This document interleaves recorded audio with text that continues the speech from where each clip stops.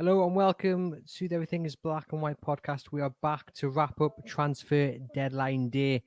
And right on the deadline, Lee, Newcastle complete the signing of Joe Willock from Arsenal.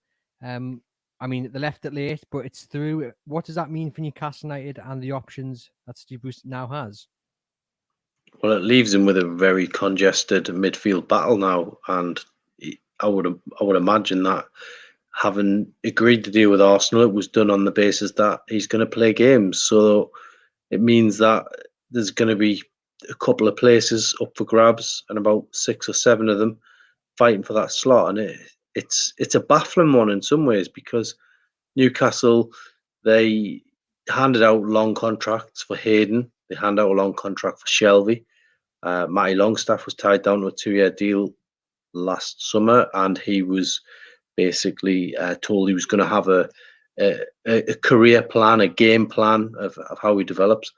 That's without mentioning Sean Longstaff, who obviously has lost his place recently. So there's so many options for them in the centre of the park. It's going to be very interesting to see how that lines up.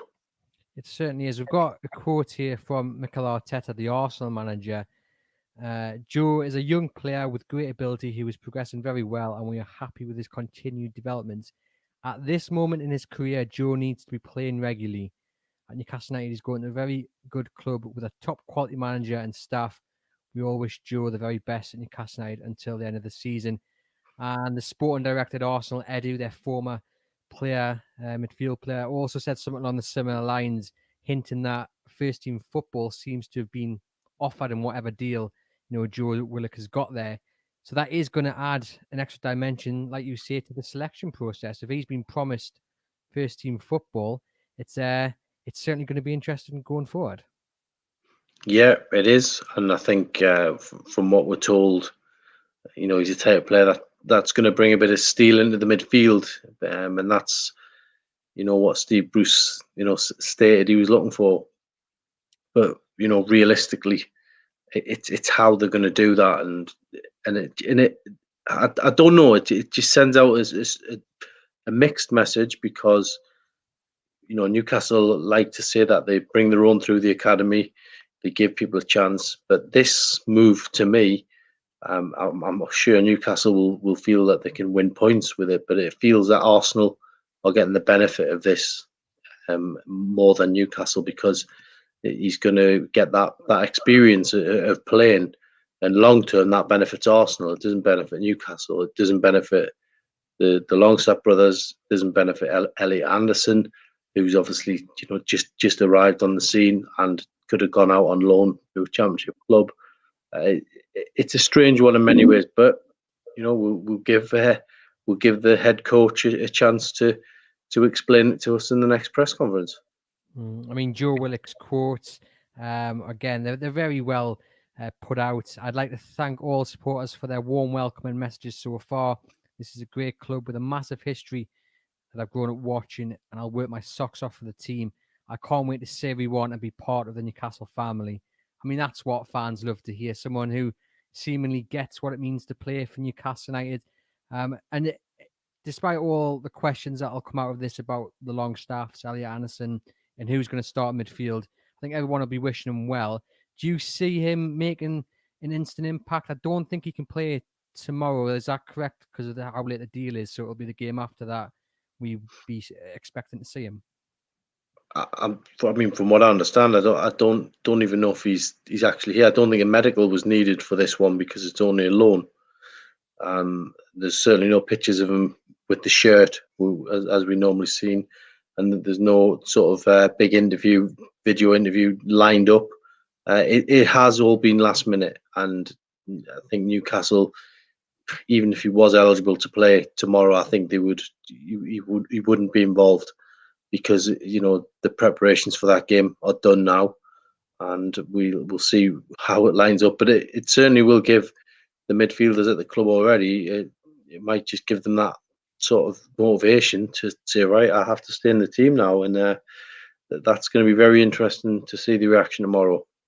Definitely. I suppose one positively is the fact that he has played a bit of first team football this season. Usually when you get players coming in January on loan, like Bentalab last season, or Danny Rose. They haven't played too much football, but Joe Willock's had outings in the first team in the Premier League, Europa League, so he should come in relatively fit and raring to go when he does get the chance. Well, I think he started one Premier League game, and as you say, the rest is in cup competitions, etc. So, yeah, you'd like to think he'd be ready, but it's how these players settle. How quickly does he settle? Moving up to the northeast, finding somewhere to stay, things like that. It's never easy. It's never guaranteed. We've seen it before, but hopefully this works out for the best. And I mean, just your thoughts on the Chowdhury deal didn't go through in the end. Steve Bruce, admitted he was a player that he liked, and this afternoon, it looked relatively positive. But in the end, Leicester decided to hold on to him and promise him more game time. Will that be a big miss, do you think, to Newcastle? Yeah, I mean, I think that was one they wanted done. It looked at one stage that they might have a chance of getting them both, and that really would have made things interesting. And another midfielder. But look, I think there was probably other players as well in and around it. Brandon Williams was another one that they looked at. There was a few other names in and around it, that some of them which Newcastle denied. I think for me, my opinion was that they needed another goal scorer in the squad, so you can't just keep relying on Callum Wilson. But we'll see. We'll see where this takes them now. Indeed, and we're at a window again where we say Newcastle still haven't managed to get rid of Lazar or Save. A question, given that Yedlin's gone, there's that space now for a player of an elder age. I mean, it'll be unlikely that we see Save, but there's Atsu as well on the sidelines. Could we see one of them maybe come in and fill that space, you think? Well, it was something that I actually asked Steve Bruce directly, and he said that he didn't.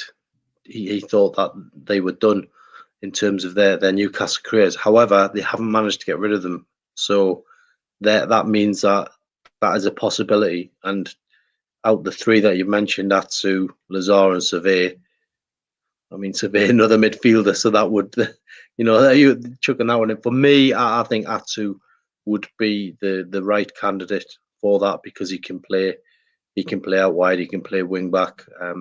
He can play a little bit further up the pitch in a centre role if needed. So for me, and he's also a low maintenance sort of character. I think he'd be the pick of the three, but we'll see which way Steve Bruce goes with it. I mean, the other option they've got is that they pay them off the contracts, the remainder of the 6 months. They come to a settlement. But for me, for the sake of a squad space, you would think about bringing one of them in.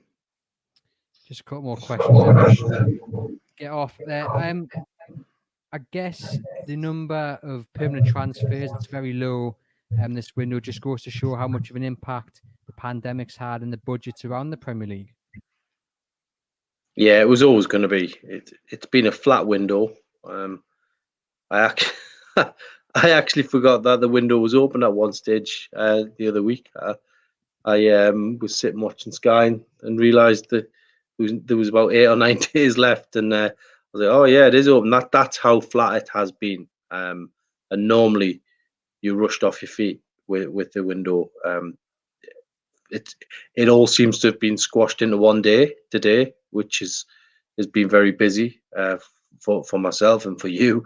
And at the end of the day, Newcastle, they've emerged with one less squad player. So it's it is quite crazy when you look at it like that. But hopefully, it's going forward, gives them a platform. They have cleared the squad a little bit more with Rolando Aarons going out, with Yedlin going out, and as I say, they have got options to bring in that other squad player with the three they've got. But we'll see exactly which direction they go.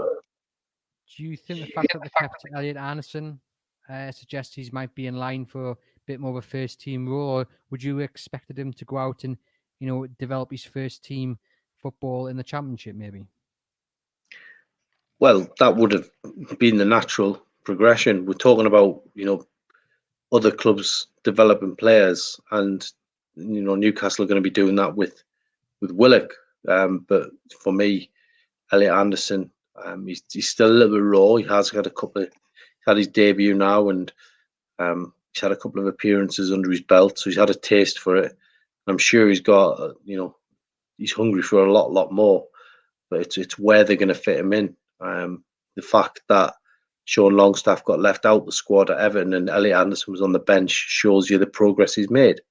In the last few months, he's been with the first team now since September, and he probably thinks he should have probably played a few more games. So hopefully we will see more of him. But it's going to be. I think that they personally need to get a couple more wins under the belt in the next few weeks. Make it secure, make it safe, and then they can maybe start experimenting a little bit more by giving Anderson a bit more of a chance. I was going to finish on asking you whether you think this has been a successful window, but I guess one loan signing makes a bit of a difficult question. So we'll finish with Gaz's question here. Decent signing, he says, in Willock, but do you think that they're left short in other areas? I mean, you've mentioned the forward area or another goal scorer.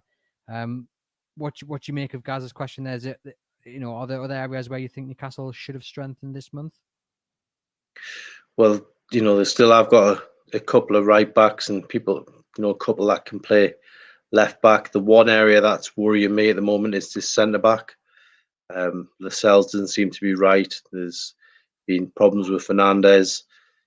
Paul Dummett, he's been in and out, who can also play centre back. So Hayden's had to drop in there as well.